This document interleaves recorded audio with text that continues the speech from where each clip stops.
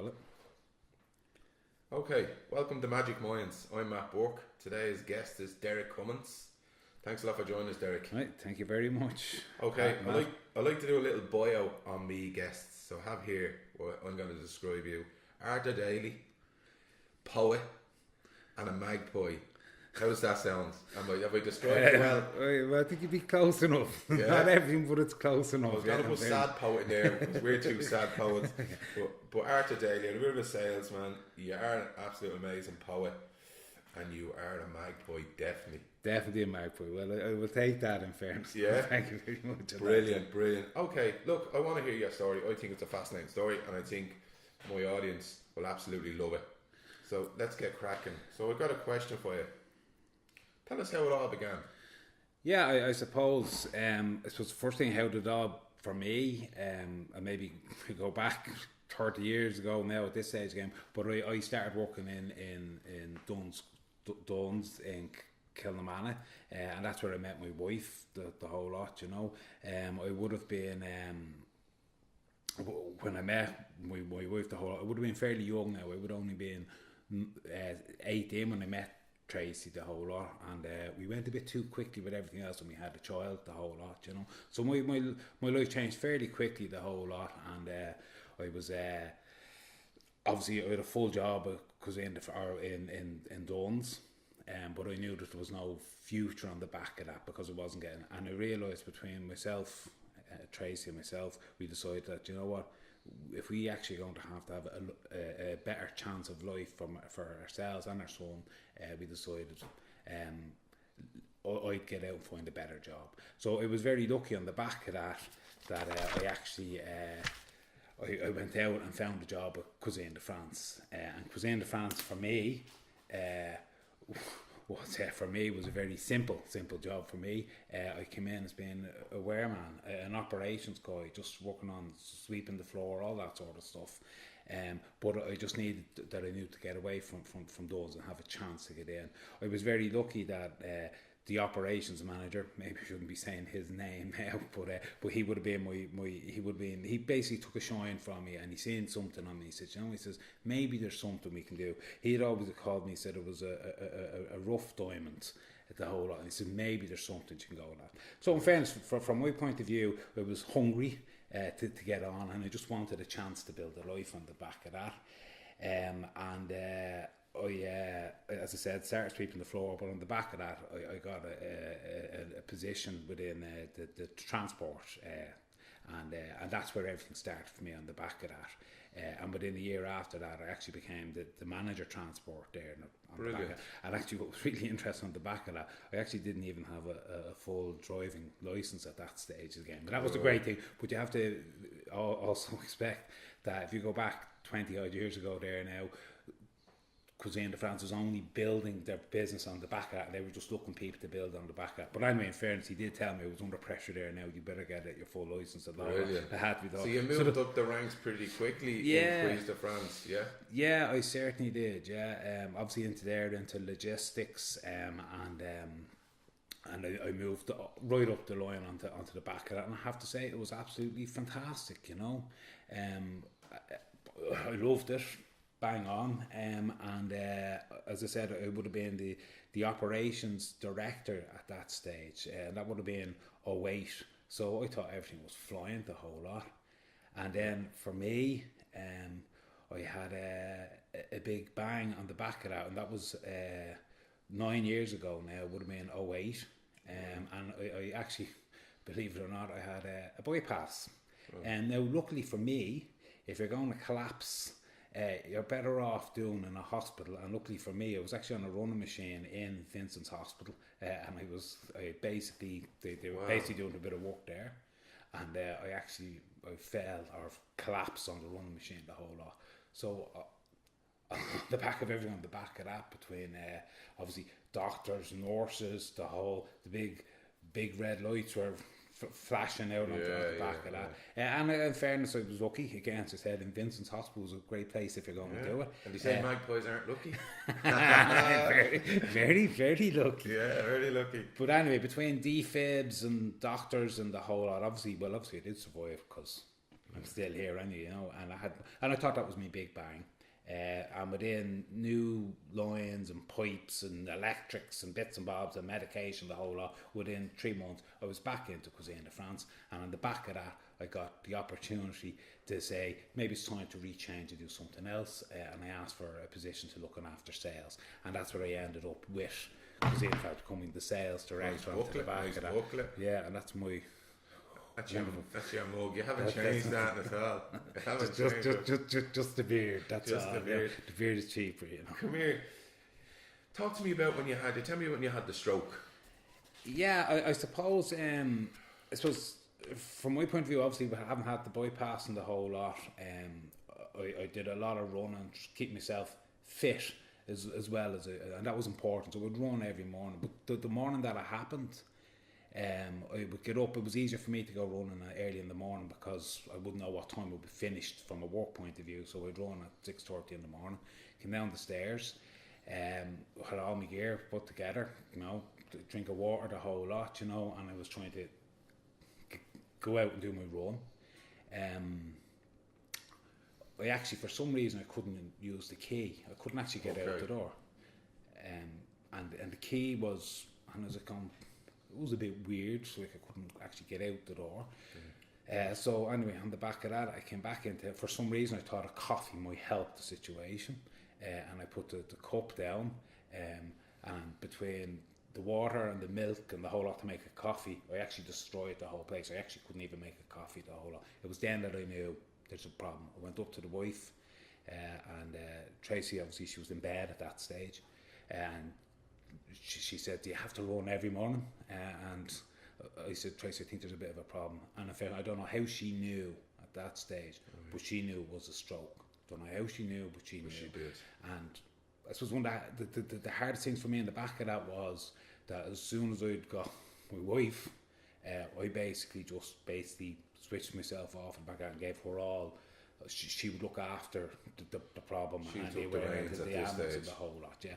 And I know they say fast, and fast is so important, And I was very lucky on the back of that she knew that it was a stroke. So yeah, absolutely. Yeah. Wow, that's so you had the bypass, you had a stroke. What year was the stroke in? That was in June. And sorry, we made numbers is 13. 2013. Yeah. Okay. So you had your stroke, and then you spent some time in Tallaght, am I right?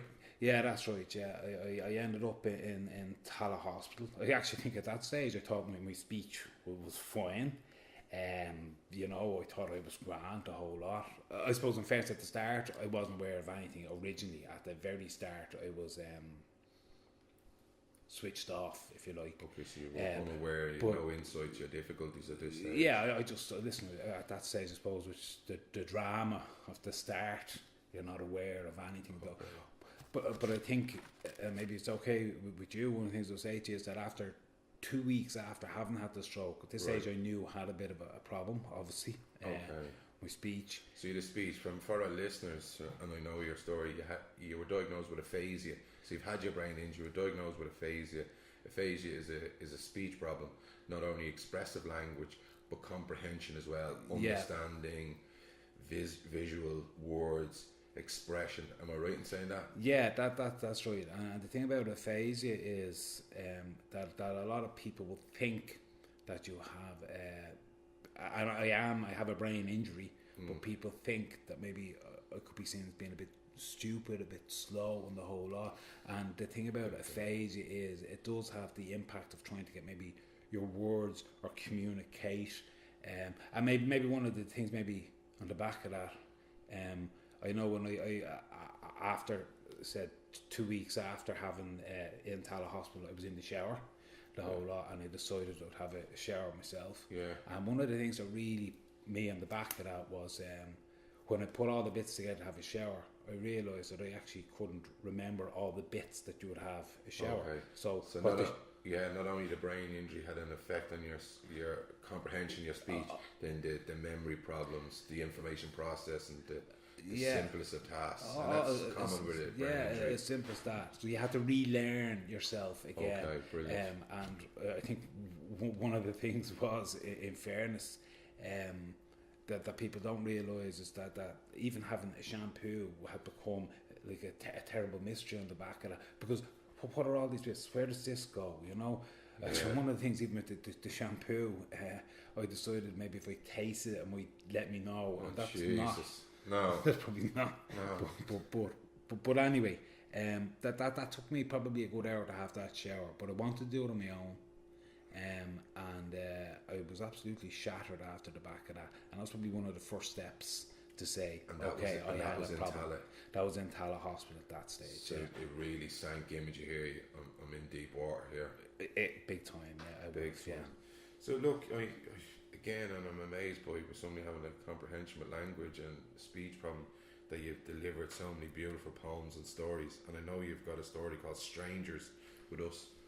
Is it possible you share that with me? Yeah, I would. This, I suppose, Strangers and Jacks, it's called. Maybe just easier, just read it through. Absolutely. Is that okay? Yeah. Brilliant. So that's what I mean. We're so amazed about this, for somebody that had such a difficulty with words, expressive and comprehension, that you can articulate something like this, and that's the... Yeah, I suppose the thing is, it was 4.5 years ago that I had the bypass. Yeah. I was saying bypass. Sorry, when I had the stroke, right. was 4.5 years ago. And at that stage, I wouldn't have had this communication because I couldn't. It was yes, no answers at that stage, and I had to rebuild. So this piece, Jack's, I wrote this. It would only be a year ago now. Anyway, here it is. Go for it. Sometimes you wonder why are you caught up in the middle of a small mad circle, and you don't really know which is the bottom, the top, or left or right. One thing is sure, you can't ever restart, and if you thought you could, where would you begin? Anyway, in the beginning it did not make any difference. You had started your new journey with all the people you could sometimes help on every little step as you go around this merry-go-round. So you don't have to think too much.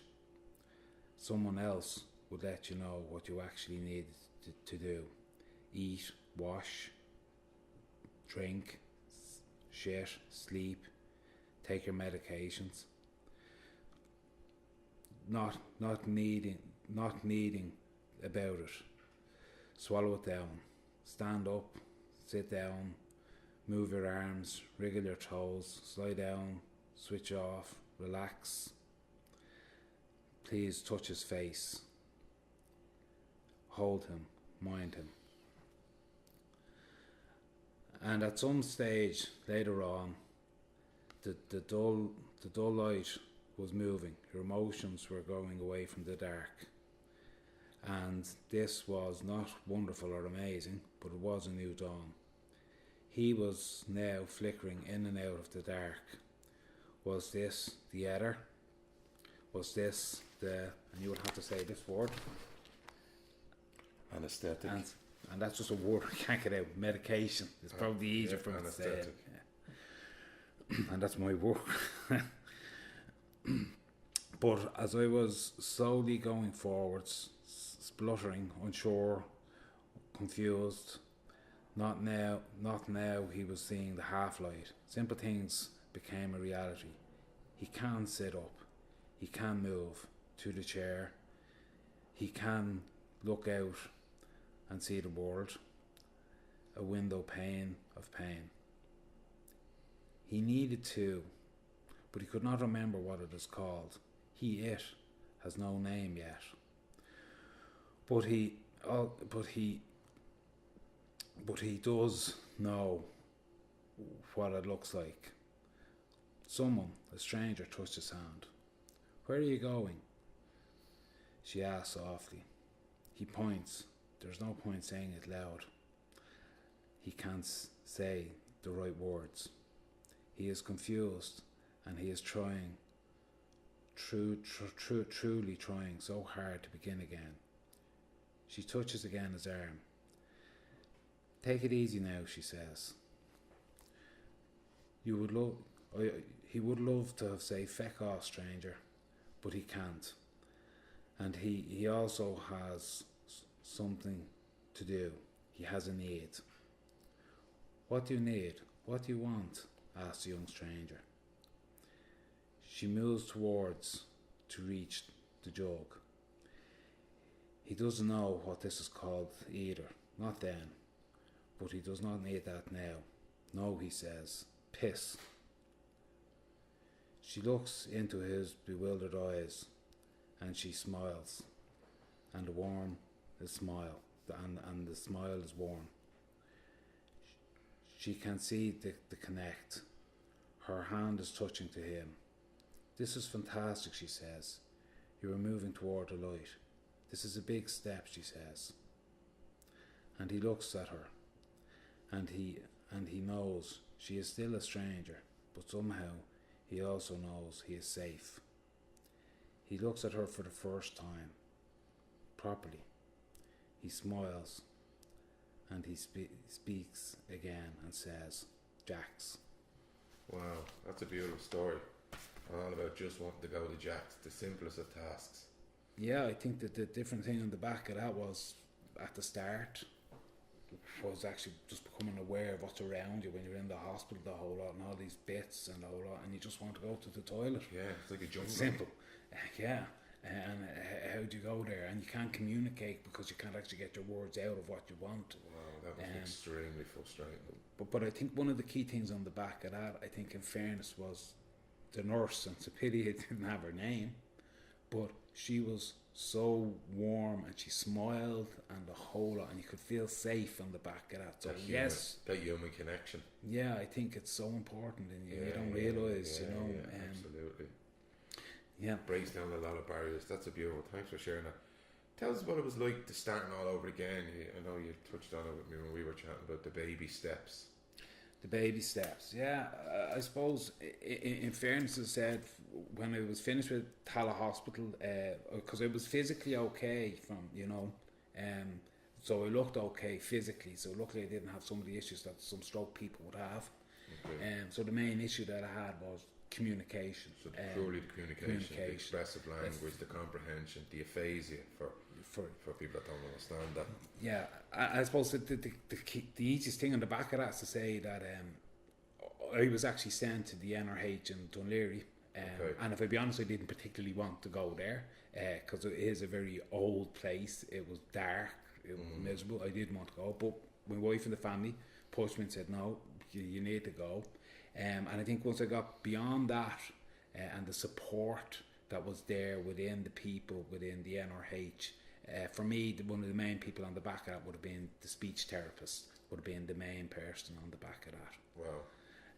And I think for me it was relearning how to re-talk again, how to speak again, and I basically started very simply like a child. My ABCs, that's where I started. A, B, C, D, E, and try to relearn and rebuild how to talk and communicate and write. Pictures helped, and I'd say speech therapist was a huge part of it for me. Yeah, they do an amazing job. I know you wrote a beautiful poem around there called "The World of My Mind." The World of My Mind. Yeah. Could you share that with me? Yeah, I certainly will. I suppose if it's okay with you, just saying that on the back of that, when I was given that when I wrote that poem, that would have been actually, in fairness, it would have been less than a year after having. So from not learning how to talk and have to relearn again the whole lot, a very good friend of mine gave me a book. There was no pages on it, and he basically told me, Eric, said, find your words, and that would have been. And that's part of the baby steps, is it? Yeah, exactly. So he gave me a book with no pages, and at that stage, I certainly couldn't write at all. I couldn't even put a text to anybody at all. Right. And this fella gave you a book for writing. Yeah, but he was, and if I be honest, can I say bad words? Absolutely. Fucking brilliant. Because I had to say, I remember when he gave me that book with no pages, I said, Thanks very much. That's a great present. Because I can't fucking write anymore, So what do you want me to do with this? I won't use that. I actually thought I was going to throw it in the bin. That would have been in June. I would have had the stroke. In October, he gave me the book with all the pages, and I remember threw that in the corner as well. I'm never going to use that anyway. So it would have been after April, and that would be 206. See, that's the numbers always catch me. Apologies. 16. I'm going to do it. 2014. Okay. That was. So I'm just going to share with our listeners there. You had a difficulty saying 2014, so you had to write it on a page 2014, so you could see it and say it. You had difficulty finding that even to this day in your brain. Even still now, yeah. Okay, yeah, so we can see just now sitting with you the difficulty, and you had to write that down 2014. Yeah, and actually for me, I suppose one of the issues that I have is, and I know exactly what I'm trying to say. So it's in there. Oh, it's there. Get it out there. I can't get it out, so I need to, again, pen in the hand, paper, write it down. Wow. The whole numbers is one that catches me big time. I have to say, if I can't see the numbers, I'm lost. Oh, yeah, so but if I can see it physically, I've got a chance to and I can communicate and get out what I'm saying. But there's certain things that's part of the problem that had impacted me. So but when I brought you give you your blank book in 2014, you said you'd give it a go. Yeah, no, we'll certainly give it a go. So this poem, this would be the second poem that I did. The first one is absolutely terrible. Maybe the second one was a little bit better. And this is called The World of My Mind. The World of My Mind. I never knew I needed words until I lost them.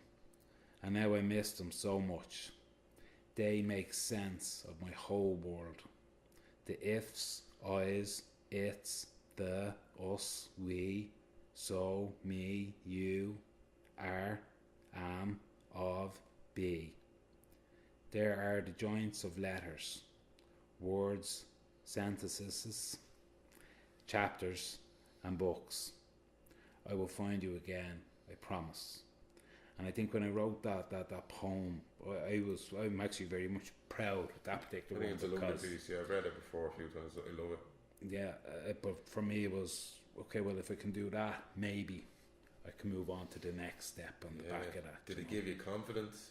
Yeah, big part in back of that. I think, again, with the support I was given with the NRH and O'Leary and Robin particularly, and that pushed me forward on the back of that. I was also very lucky on the back of that I got a place within the Headway, and they had a group there called the Harbour Group, and that's where I kind of felt that I was actually now getting that support was so important. Did you have any love or passion for poetry before your injury? Was there Oh God, yeah. Hidden poem, and I still have them. I have stuff that I did, 25, 30 years, stuff that I've written. That's what we didn't know.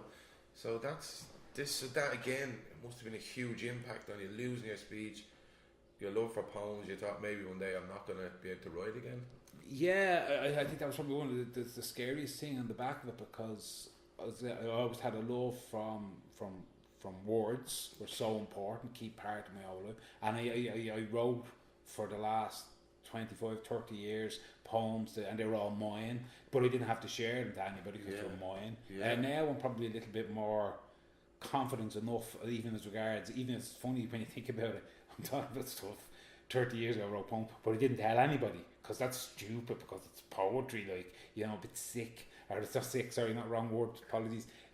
The words, it's like, there's something about, you're a poetry, you're writing poems. It's a bit cringy. Yeah, so people go, So I would never share. And as a man, men are writing poems, more man bashing. But from that is the great thing about having had the stroke and the whole lot. Now I really don't care that much. I wrote poems, and I've nothing wrong with that, and I think it's important. And words are so important, and you don't realise. And I think the key thing, and even though the world of my mind, the fact that I lost all my words, I lost everything, and that's why maybe that makes them so more precious now from the ones that I did 25 and 30 years ago to what I have now. Granted, don't we? Yeah, I think so. We really do. Tell me what it was like living with a brain injury. Brain injuries, yeah. No, I certainly will. Yeah. I'm just going to have look, I'm just going to share with the listeners Yeah. as well.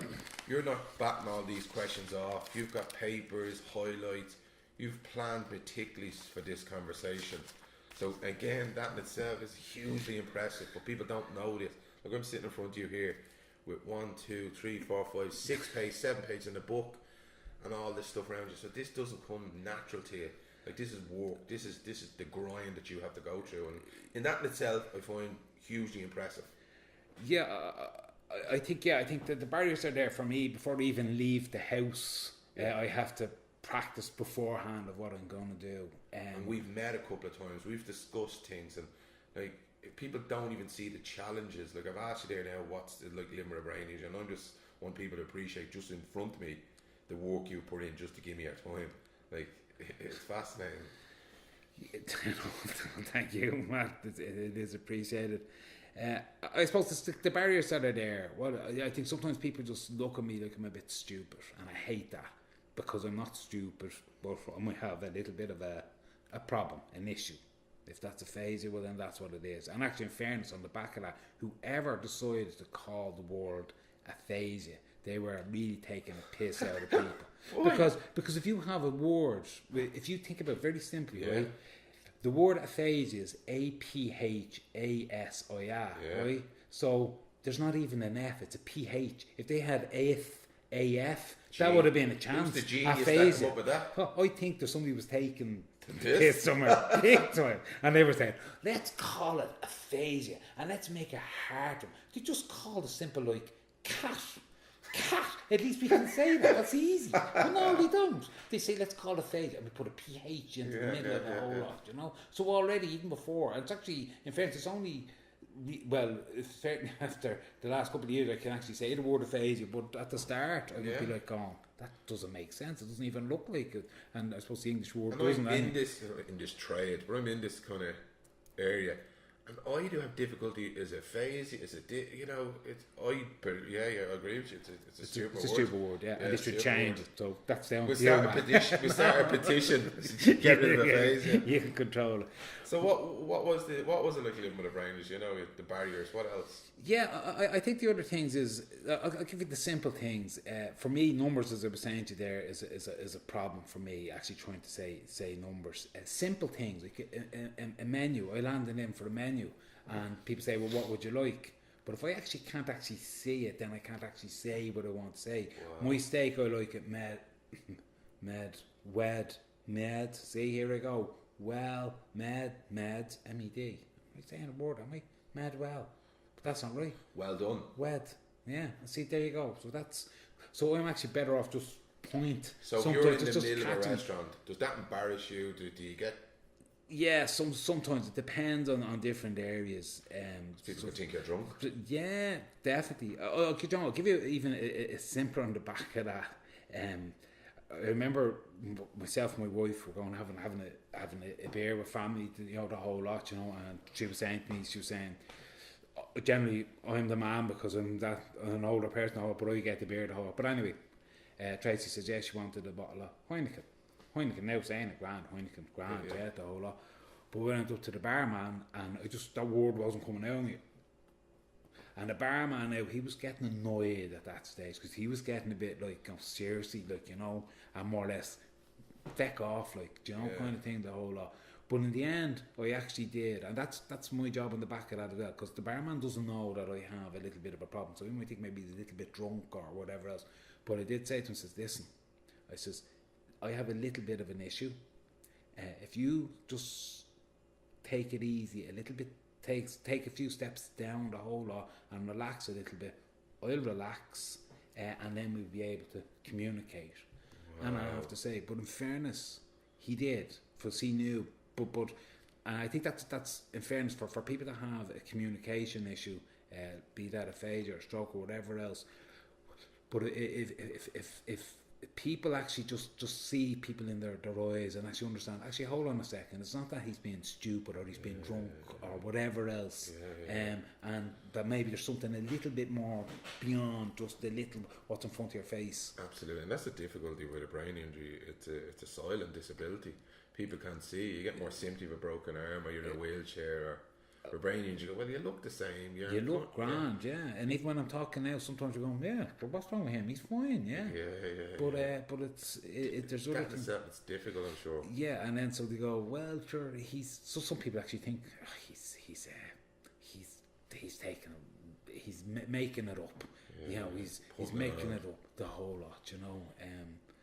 But I can rest assured it's not, because as I said, even though they could be asked for my date of birth, and the amount of times that they, particularly in the hospital, the date of birth, now I just have it with me in my hands. There's my date of birth, because sometimes they're saying them words and it's so stupid. And actually now, if I actually even try to do that, the 19th December 70. Wow. 70. But I have to say it. I just want to share that with our listeners. You're pointing down at the numbers 1912 1970. You found it difficult just to say it, and they were there in front of you. Yeah, it's saying that. It's just trying to get the words out. And other days it can be a little bit easier. It just flows out, you know. I think probably sometimes people, everybody's so busy as well. Yeah, and they're like, come on, you know, like, come on, what's your problem? Yeah. Move. Yeah. I know from my own experience of working in brain injury for a long time now that mental health and suicide is a huge part of it, you know, because of the organic change in the brain and people's mood and losing the loss of identity. Is that something you ever experienced? Sorry, you give me away on because I'm just...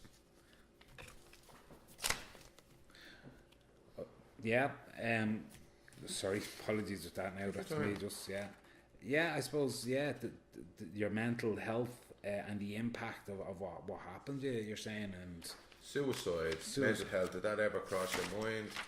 Yeah, I think in fairness, when I was finished in Tala Hospital, and I was home, and I'm going back now to, obviously, when I was Tala Hospital, but I was home, I was back into my own home.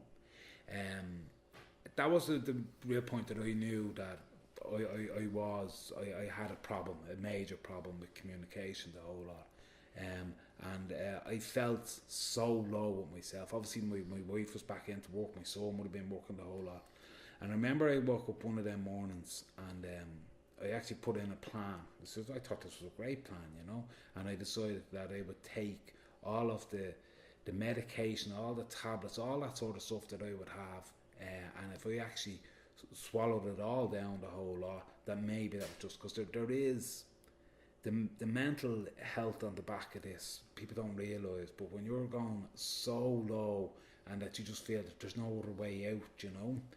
So I decided that I had enough of the whole lot, and suicide was definitely an option. That's the reality of it, you know. But I suppose on the other side, that day when I was going to drink the tablets and let them all flow down and everything done, there was probably two things in the back of that. One, I said to myself, Jesus, what if I actually made a balls of it and I actually made it worse? So I took the tablets but actually didn't actually had done it right. My wife would probably sit there and killed me at that stage. You were dead anyway. I was dead on the back of that. But I think what's more important on the back of that, I realised, and it was a lovely morning, the whole lot, and that's when I decided I'll actually go back and do a bit of running on the back of that. And when I looked out at myself, at my backyard, and the whole lot, it was a beautiful morning. I said, you know what? I said, maybe I can't do everything now, my communication, whatever, all the other issues, and I know a lot of people have different problems. But I said, you know what? I can put on my gear, I can put on my music, I can go out for a run, and I can control that. And that's the first bit really that I got proper control on the back of that. And that's how we met. I always met you running around the hospital. That's exactly running up to the treadmill, running around the hospital, everything. Go. Yeah, people just go like it was like like the rabbit, is it, when you're running around the place? But you see, I can control that, and you can keep your breathing, your whole lot, your whole body, But plus, because I'm running, people won't stop and have a communication because he's going for a run. So so I can take, so then I can control that. Does that make sense? 100%, absolutely. You're in control of the situation. You weren't exposed. People stopping you. You have to face your fears.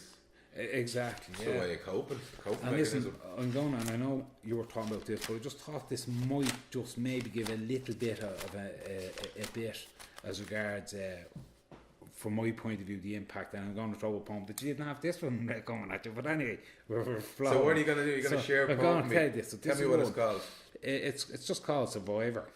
And I suppose it just this, because again I was talking about this yourself and the whole. I said, John, this might just maybe give a little bit of a side, because I know suicide was obviously it's a big problem, the whole lot, and it was an option on the back of that. But this is what I keep saying to myself, and this keeps me right on my own self. Put some sentence about it, you know. I am still here.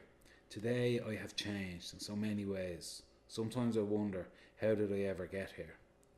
I never realise how strong or fragile I can be.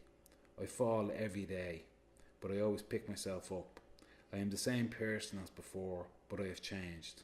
And sometimes I'm so excited about what tomorrow will be done, and sometimes I'm so afraid that I just want to stay in my bed to be safe. But the safe place is hard, and it is all around me, and my job is to get out and tell this terrible world that I am still here. You won't silence me forever. I am a survivor. Wow, it's amazing. It's really touching. I love your work. It's beautiful. When did you write that? What year? Oh God, that'd be 3 years ago, I'd say. That date was from that meeting, so it's about 3 years ago. Beyond my books there somewhere. Beautiful. Yeah. It's absolutely beautiful. I can see the passion in your face, and you truly believe it. Yeah, absolutely. Yeah, it's. You're not a victim. You're a survivor.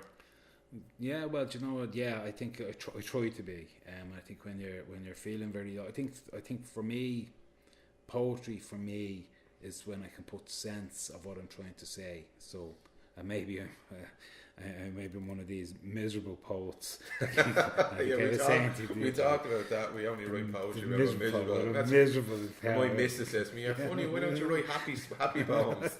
But that's what we were saying. I'm not artistic when I'm happy. I'm a fucking clown. I'm a miserable poet. I'm actually. You try to write something that's nice, but you go. I've not sat down and tried that. It doesn't work. It just sounds stupid. I gotta do gargles on it. Probably could come up with something. I'd be miserable and happy. Miserable and happy. Come here. I know from talking to you as well, you suffered a lot of seizures. Yeah, I did. Yeah, and I suppose, in fairness, on the back of that whole, I'm just trying to catch my bits together. So apologies with that. But yeah, I think actually the best way of maybe saying this is what had happened. So just give me 1 second.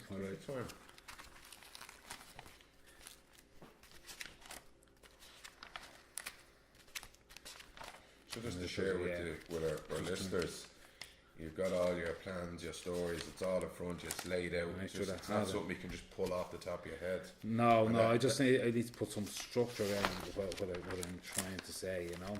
Yeah. Okay. If I tell you, as I said, I had the stroke, and 1.5 years after the stroke, things had really gone well. I was writing poetry. I was, in fairness, I did a lot of talks with the NRH. I'd done a few talks on the back of that. I had a lot of help, I have to say, in fairness, to a counsellor that really did help, and that helped me put some sense around what I was doing. So 1.5 years after having the stroke, I felt it would have been 1.5 years, and I felt that I was on fire. I was ready back into the world, and I knew I had issues with communication, the whole lot, but I just felt that I'm great. I could actually go back into work. I could do everything in the whole lot, you know. And I suppose maybe the best way in the back of this is, and if you don't mind, and it's not another poem to you, thanks be to Jesus. Oh, I love your poems. No, but this one, just I found this because I obviously keep my notes on everything, but this happened and this would have been in December 2014. Yeah, so that would have been the December. So as I said, 2014. Yeah. So I just finished, had a talk in the NRH and the whole lot, and I was feeling really good. I was at it, I remember. Yeah, actually, fairly you were. Yeah, I was on the quadrangle. Yeah, I remember seeing it. And when I got home, the whole lot, and I said, John, I'm going back to work and the whole lot, you know. I'll just read this just as it is, you know. So I was in my house at home. It was about 3:00, and I felt this madness coming again. I could feel my arms, my fingers, my head, things weren't right. Knives, fingers, everything just felt, it was all over the place. My whole body could just feel, and it was like, I felt like I was walking slowly, like everything was like, what's that word to use when you're walking outside? Slow motion. Exactly. That's a great word, well done. Slow motion. Yeah, I'm here all day. And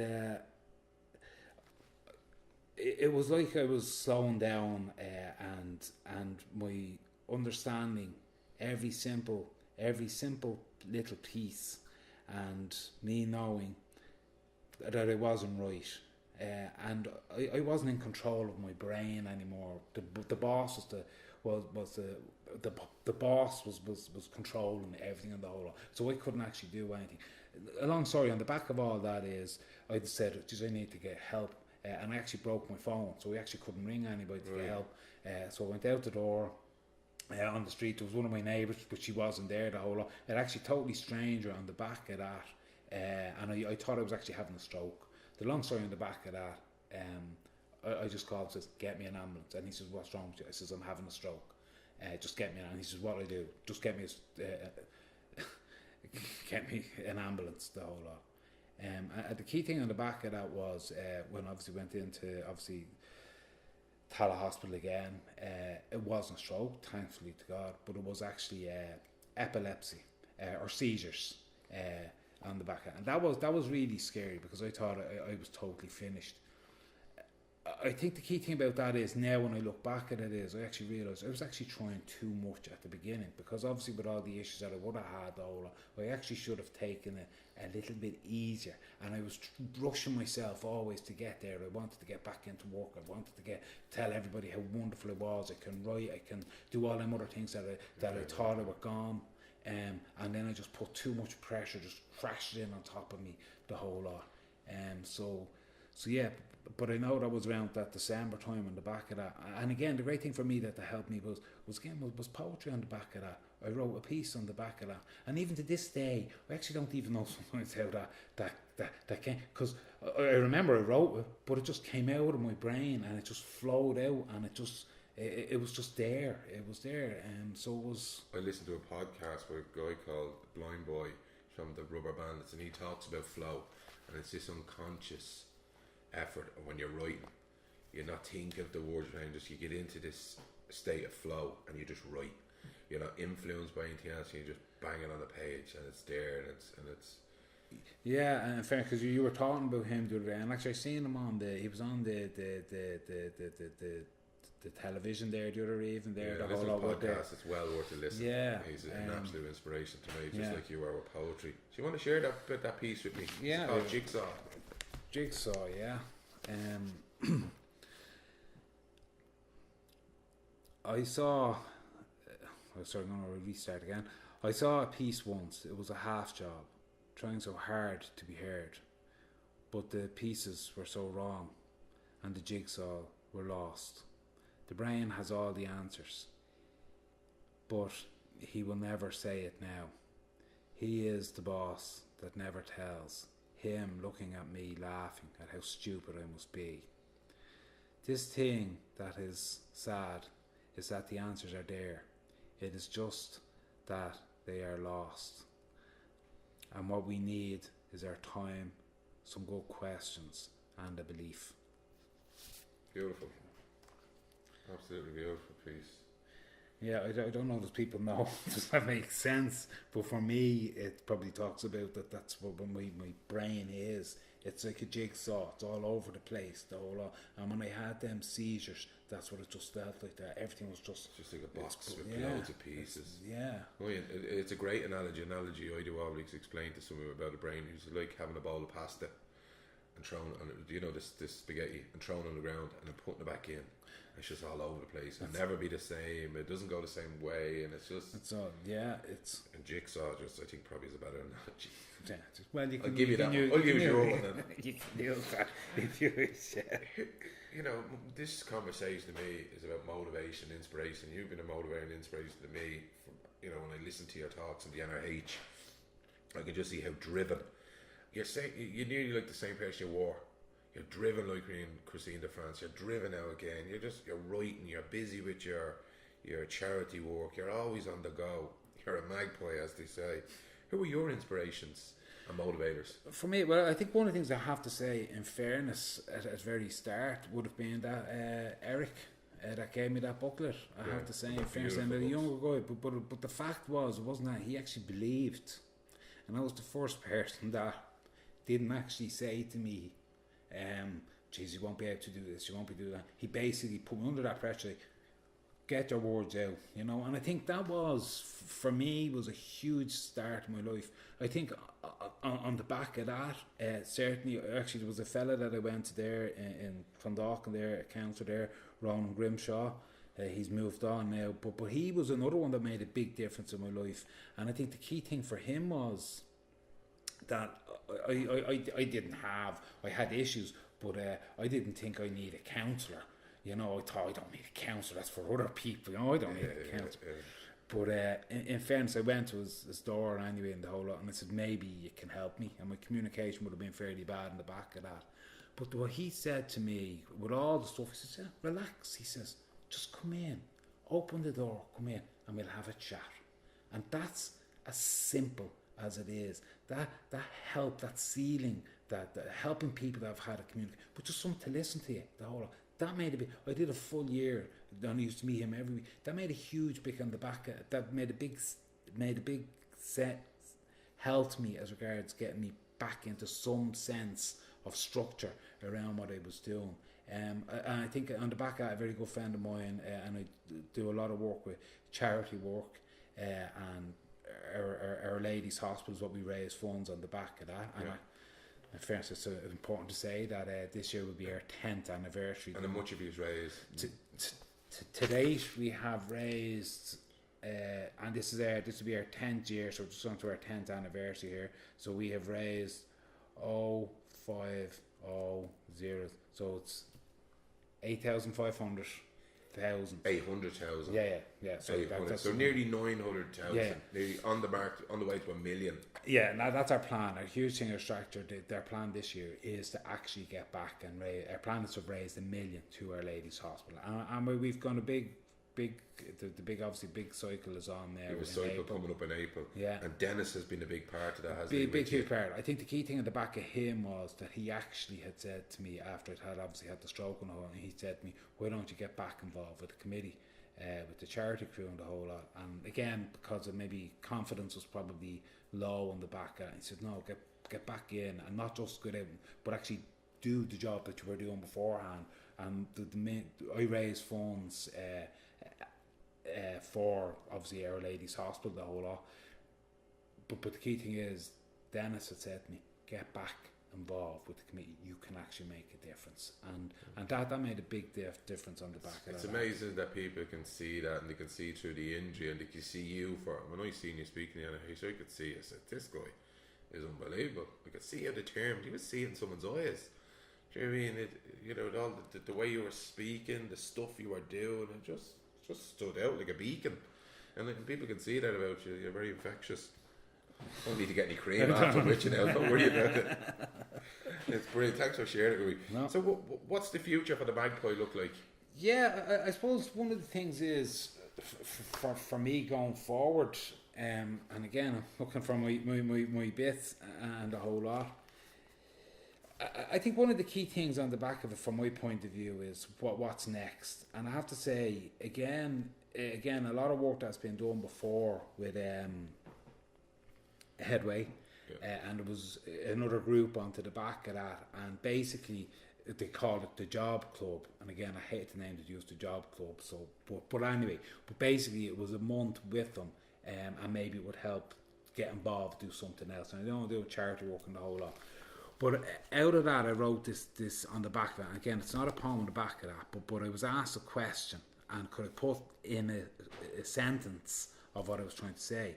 And basically, I want to know how to fit in and feel whole, and to be doing something that puts fire into my belly.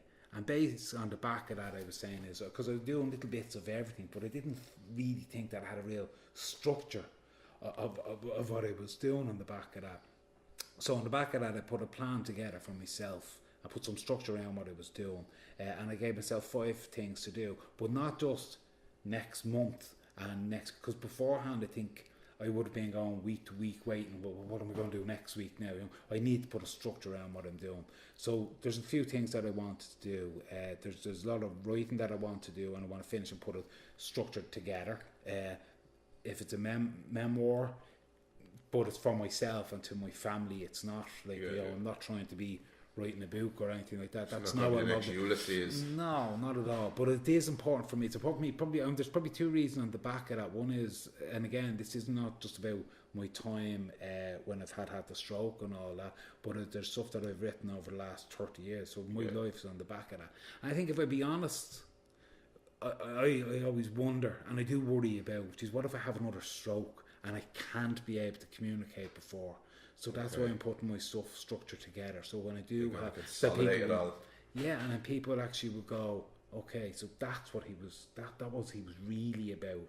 No, and some probably are the miserable poet again because they look at all. But it's not all poetry. Some of this is about some of the stuff, my life and stuff that I've written over the last 30 odd years of the whole lot. And that's important because if I do have another stroke or whatever else, at least then that's there. People go, that's who Derick Cummins was. That's important for me, you know. I'm going to obviously continue doing the Laurels charity crew. I'm involved with the choir, and that's made a huge big difference. And I'm going to continue. So let me just say that again. It's called the Laurels. The Laurels charity crew. So if anybody's interested in sponsoring, someone who want to look more into it, get involved. And reason why I called you the Magpie on the day that I met you, you gave me a jersey. A cycling jersey to try rope me in, and he's doing it now. And I'm doing it now. And are you in for it? I go, of course. Come here. Actually, do you know what you will do before you go here? I'm going to give you a poster that you might put it into. Absolutely. No, do that. Yeah, absolutely. Yeah. So that's where the Magpie comes from. You're always looking for opportunities. Look, another opportunity. I'm getting on your poster boy now. It's It's April the 20th, the 21st, and the 22nd.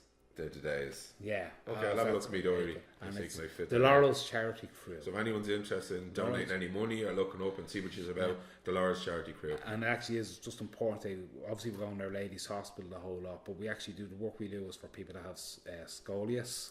So that's scoliosis, the spinal for kids, and it's a thing called Straight Ahead, which is through Our Lady's Hospital the whole lot. But that's what we're raising the funds for. So that's amazing. That's key. And in fairness, the key thing is, we're all volunteers as well, so all the funds that we raise is all the people we all work with. So there's no admin money going directly to it. But we will have raised $1 million in 10 years, which is huge, colossal. And Joe actually was really interested on the back of that. This started 10 years ago, where a couple of guys in the back of that had said, "So why don't we do something?" And one of them says, "Yeah, why don't we do something? Why don't we do it ourselves?" And I think that's the key thing about the Laurels charity crew, is that they says, because everyone said, "Oh, you should do this and they should do it." And I said, "Well, why don't we actually do something ourselves?" Yeah. And they've now up to, as I said, we'll have raised $1 million this year in the back of that, and that was from nothing. That was a couple of fellas having a beer saying, "Why don't we do something?" That's how simple it is. I think that's so important. It's really significant. Yeah, it's brilliant. Absolutely. Fair play. She didn't sit in his hands. He went out and got it. Because a lot of these ideas are sitting around the pub and having a chat. We should. Yeah. The pubs in Ireland are packed with potential. Oh, yeah, but I think ex-pro footballers, ex-pro boxers. Yeah. I think that is fair, because that is that part when you think about it. Because after, they should do this and they should do it. But why don't you just fucking do it yourself and make something? And they made the difference, and they said, "No, we'll make it a real difference." On the back of, again, when we started, they never realised how big it was going to be. So when you've got 300 cyclists going to Galway and doing from that, stopping off in Tullamore and on there, the whole they'll have raised 100,000 people. Oh, sorry, that's my numbers again the back of that. We'll have raised in April. We'll have raised $1 million. Yeah, well, $1 million, but this year, and then we've got other events on the back of that. So just to remind people, the cycle's on the 20th, the 21st, the 22nd of April 2018 this year. So if people want to get involved, have a look at the website and contact them. Absolutely get involved. Yeah, brilliant. Yeah, no, brilliant. Thanks for that. I'd love you to share with me your Magpie poem. Yeah, no, I certainly will. And you know, I was actually trying to put some structure around it, but maybe sometimes you're better off just saying what it says. But before I do, that's what I was looking for, just from my own point of view, on the back of it. Why did I write the Magpies? Actually, you know what? Feck it. I'll just say the poem and let people take out of it what they get out of it, the whole lot, yeah? And you can ask any questions on the back of that. In his comfortable kitchen is a window, and beyond this is a garden, and beyond these trees there is always a way out. And all he had to do was wander out, to search and see beyond, but he didn't. Let it feet locked in his mind. Once was a boy, two was a girl, three, but he can't remember. Moss magpies laughed and crackled at this his stupidity. One for sorrow, two for joy, three for a girl, four for a boy. And you think you have nothing. My house is mud and moss and twigs, broken plastic. Yeah, you still think that I am better off. Oh, you poor person, did you lost your treasures? Do you want me to shed your tears? Yours is a palance, not a shed. Grow up, stand tall. You are failing to yourself, but you still don't see. Because why? You are thinking too much of your sorrow. And I, just a magpie, but I will continue to my end, and I will pick up your waste, your trinkets. And apologies that I put that a little bit all over the place. No, I got the story. That was absolutely amazing. It's a beautiful poem. Do you know what I think, in fairness, Matt, the key thing for me is I am both sides. I am the magpie and the person at home doing nothing. You can see it from both sides of this. Yeah, and I think that's me. And what I try to myself is maybe not to be feeling sorry for myself. I find it hard to believe. I'm sure you're good, but you do more work and more. It's never enough. We beat ourselves with that stick, don't we? You know, yeah. More. Society does that to us. I'm not blowing smoke up your arse, but the work that you've put in for this, the effort you put in, the meetings, to give the listeners an insight, you have pages and books all around you. This didn't happen so easy. Like, this is a chore, and even in that in itself, I can't thank you enough. No, thank you. And one thing is, I hate that sometimes I can't exactly say what I want to get the right word out. You know, but I'm looking at your eyes, and I know what you're trying to say. I know what the converse is about. I get it, and it's like that person looking at you when you want to use a jack. She just looked in your eyes, and it's the human connection. Yeah, I think that's half of it, really, isn't it? Yeah, absolutely. Look, I'm really, really impressed that you give me your time. We're nearly an hour doing this now, so I think we might wrap it up. So you'll find this on Magic Minds podcast, Magic Minds Facebook, Zed Bandit. That's my Zed Bandit name. Magic Minds beyond that too. Hopefully, people will find this interview motivating, inspirational. Maybe get them to write poetry like I did. I started sharing poetry. My missus thinks I'm a miserable poet. It's all sad. That's what we should just call everybody. We're just a miserable poet. Yeah, there'd be three of us. There'd be me, you, and one other person. Yeah. I sent it to a couple of my mates, and they're like, "It's deep, isn't it? It's deep." My brother said that's deep, isn't it? Heavy. But look, you're writing poetry, but it's about something emotional to you. And as a male, and me as a male, there's a lot of man bashing going on at the moment, and telling people, you know, man up, grow up, get your shit together. But you're writing poetry and you're expressing your feelings, and I think that's a great thing for male psyche. I think you're 100% right. And actually, you know what I've done? I've actually sent a poem that I did to my brother Mark, the whole lot. And again, I wrote that a year and a half ago. I would never show him to it though, but it's about him, and he's a soldier and all that, and that was what I think of. But now you're kind of, how to say, I'm confident enough now to say, do you know what? This is what I think, this is what I feel, and you're not expecting anything out of it. It's just say, listen, this is what I'm saying, and that's important. And poetry, communication, words, all that. It's so important. And do you know what? It breaks Say down to me, barriers. so does your wife read at your poems, and what does she say? I know she loves them, but she thinks like she tells me she loves them, but she thinks I spend too much time thinking about sad stuff. I think, but they're just moments. Sometimes they're not all mine. Like they're not all my poem. Like they're not all my thoughts. They're what I've perceived and see with other people, and sitting down with males and other people. Like I go on courses for suicide. I go on courses for other stuff, and I listen to people's stories and I put them together, blend it with mine, bit of artistic. Well, that's my excuse to be miserable. But yeah, they do like them, but I think people worry as well. When you write this stuff down, they might think, oh Jesus, is he going to do something stupid to himself or not? Never. That's not it. It's just, I don't know. I just think we, as a raid males, we need to just get it out there that we have got feelings. We can't cry, we can't be sad. You know, let's move out of those the 1916 stuff. You know what I mean? That men are tough and women are housewives.